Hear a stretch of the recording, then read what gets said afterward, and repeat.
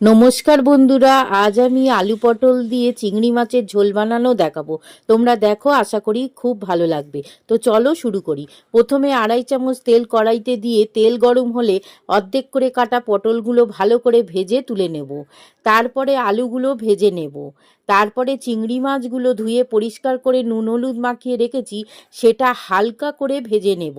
এবার ওই তেলেই সামান্য জিরে ফোড়ন দিয়ে 4 টুকরো করে কাটা একটা টমেটো সেটা দিয়ে একটু ভাজা ভাজা করে ভেজে রাখা আলু আর পটলটা দেব।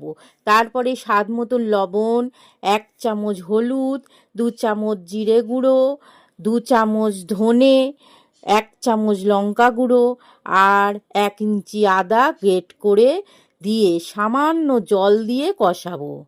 তারপরে তেল ছেড়ে আসলে 2 বাটি জল দিয়ে জল ফুটে উঠলে ভেজে রাখা চিংড়ি মাছগুলো দিয়ে ঢাকা দেব।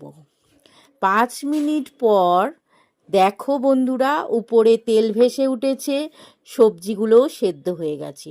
এবার নামিয়ে নেব।